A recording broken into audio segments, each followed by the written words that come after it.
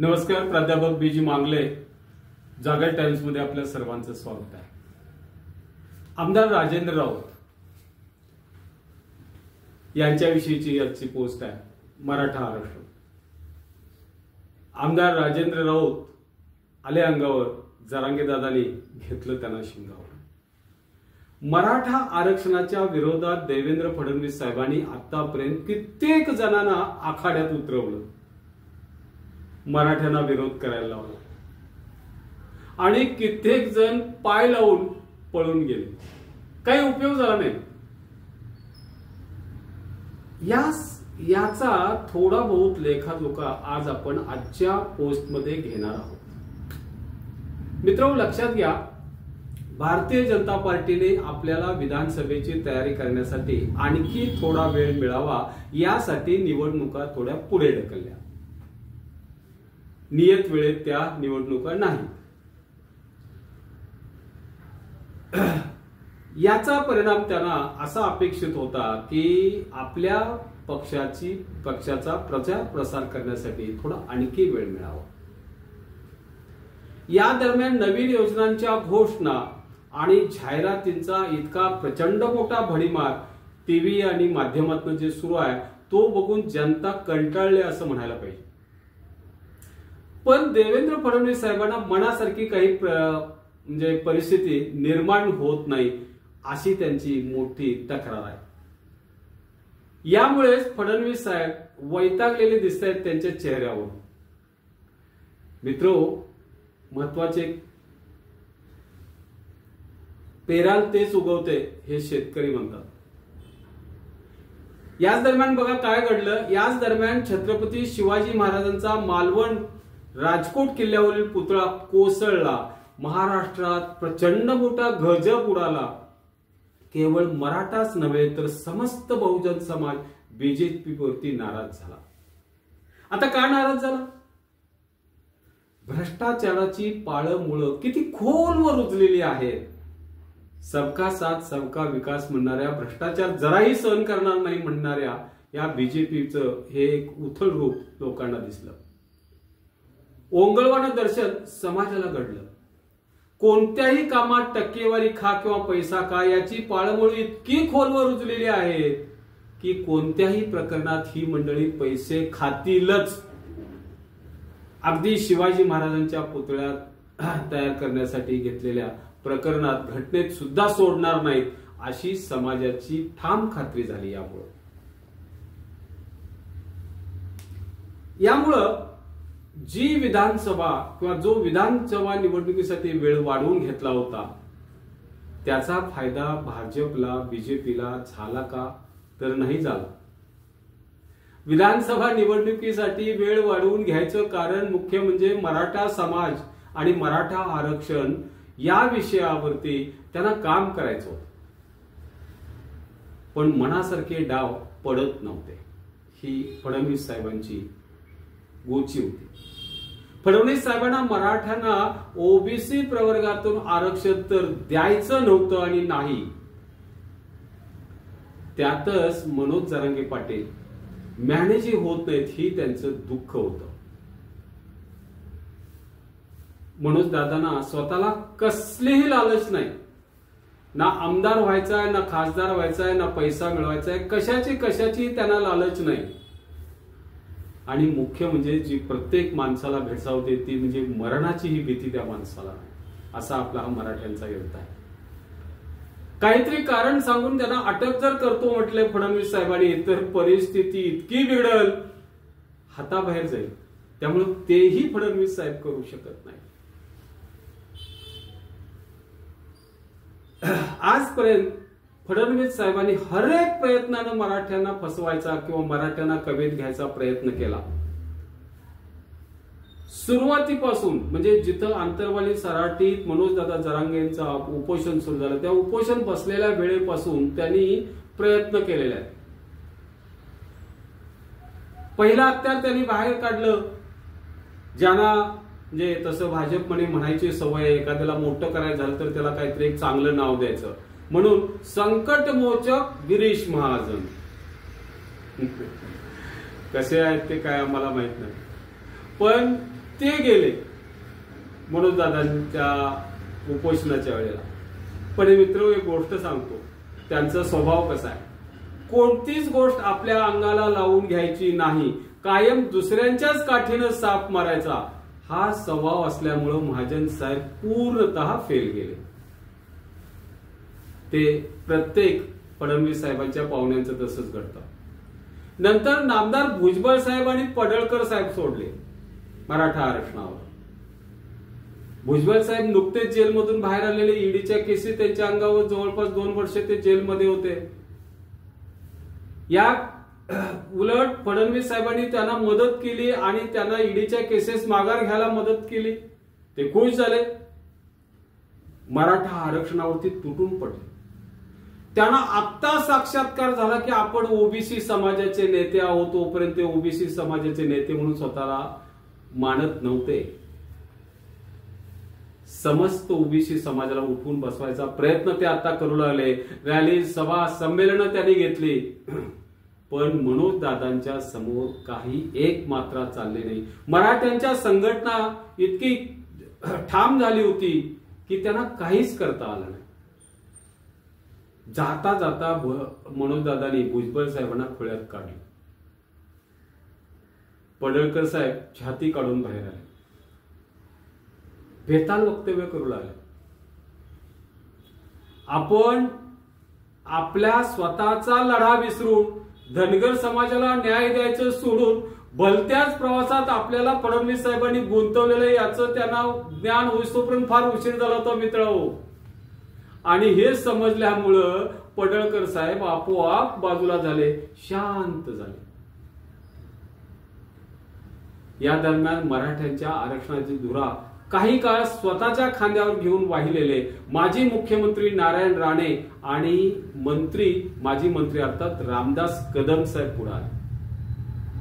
बघा, मराठा आरक्षणाच्या विरोधात काम करणारी ही बरीच मंडळी आहे. राणे साहेबांनी मराठा आरक्षणाचं कामही केलंय. त्या दोघांनी तलवारबाजी सुरू केली. मराठा समाजात दुफळी पडावी अशी त्यांची इच्छा होती. मराठा समाज हा क्षत्रिय समाज आहे आणि आम्ही क्षत्रिय आहोत. आम्ही जरांगे पाटलांच्या मागणीला मान्यता देणार नाही. बहुतांशी मराठा समाज याच विचाराचा असेल अशी भूमिका मांडून त्यांनी मराठा समाजामध्ये दुफळी पाडायचा जोरदार प्रयत्न केला. राणे साहेबांच्या दोन्ही चिरंजीवांनी तर महाराष्ट्रावर जणू काय दौरा करावा असा प्रचार प्रसार केला. पण मित्रांनो, काहीही उपयोग झाला नाही.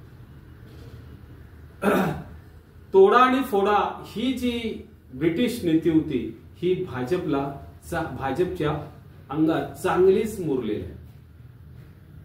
फडणवीस साहेबांच्याकडे तर हा गुण वारसाहक्काने आलाय असं म्हणायला हरकत नाही. पण मनोजदादा जरांगे पाटलांच्या नेतृत्वाखाली संघटित झालेला मराठा समाज, या समाजामध्ये दुफळी माजली नाही, एकी फिसकटली नाही.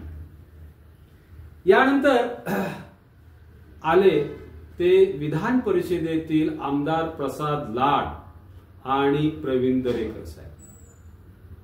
दोघेही फडणवीस साहेबांचे खास उजव्या हात डाव्या हात असं आपण म्हणू. आणि फडणवीस साहेबांच्या वरचं हे त्यांना वाटायचं की जणू काय बालटच आलंय. त्यांनी काही काळ मनोजदादांच्या वर जोरदार टीका टिप्पणी सुरू केली. खालच्या शब्दात जाऊन बोलू लागले. पण मनोजदादांच्या समोर त्यांची मात्रा काही एक चालली नाही. दरम्यान मराठा आंदोलनातील काही लोकांना फोडायचा प्रयत्न भाजपनं केला. तसा तो त्यांनी अनेक वेळा केला होता. बारसकर महाराजांच्या सारखे त्यांच्याच बरोबर काम करणारे आंदोलनातले नेते त्यांनी काही फोडले आणि ते मनोजदादांच्यावर बेताल आरोप करू लागले, जोरदार आरोप करू लागले. पण मनोजदादांनी त्यांच्या आरोपाकडे दुर्लक्ष केलं. त्यांना थोडक्यात मोजलंच नाही, त्यांच्या कुठल्याही गोष्टीला उत्तर दिलं नाही. उर्वरित काय, समाजातील आंदोलनातील कार्यकर्त्यांना सुद्धा त्यांनी मनोजदादांच्या विरोधात उभं करायचा प्रयत्न केला. त्यांनी आरोप करून मराठ्यांची एकी तोडायचा प्रयत्न केला. दिशाभूल व्हावी असा प्रयत्न केला, पण ते सर्व प्रयत्न फडणवीस साहेबांचे व्यर्थ ठरले. काही एक चाललं नाही, ना मनोजदादांच्या वरती, ना त्यांनी संघटित केलेल्या मराठा समाजाचे. मित्रो, दिवसागणिक निवडणूक जवळ येत चालली. डोक्यावर टेन्शन होतं फडणवीस साहेबांच्या.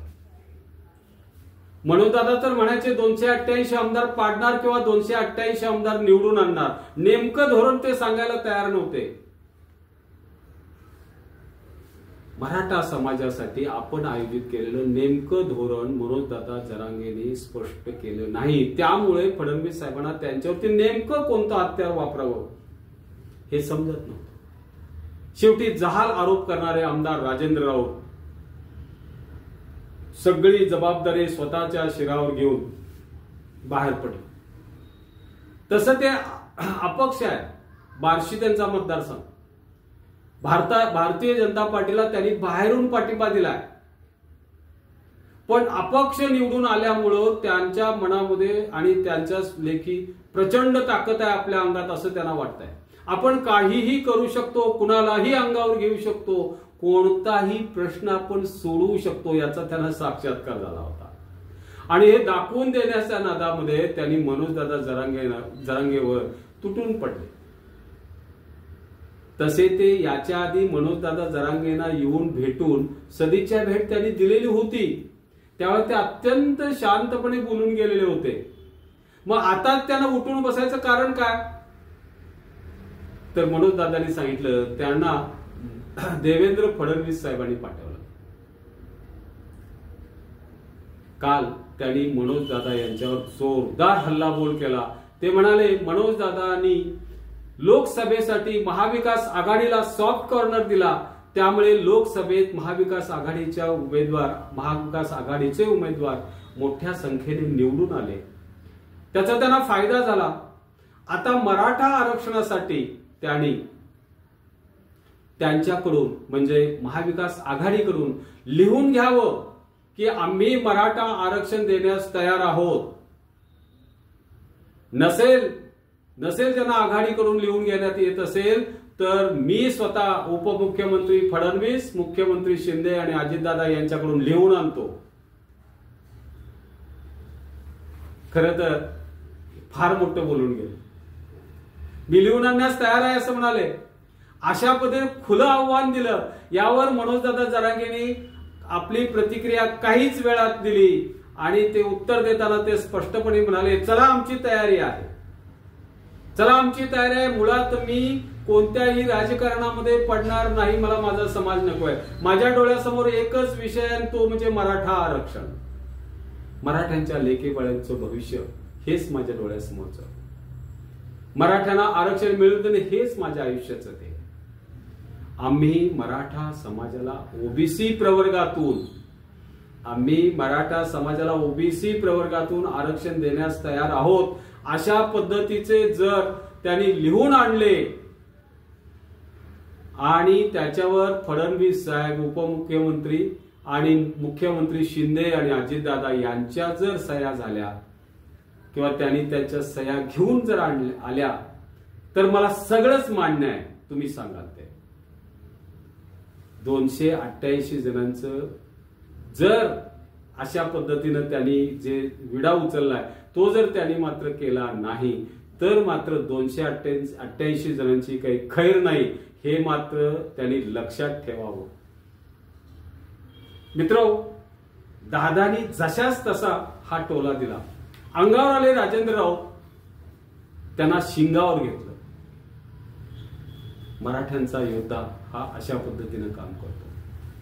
धन्यवाद मित्रांनो. माझी ही पोस्ट आपल्याला कसं वाटले ते कमेंट करून सांगा. लाईक, शेअर आणि सबस्क्राईब करा. नमस्कार.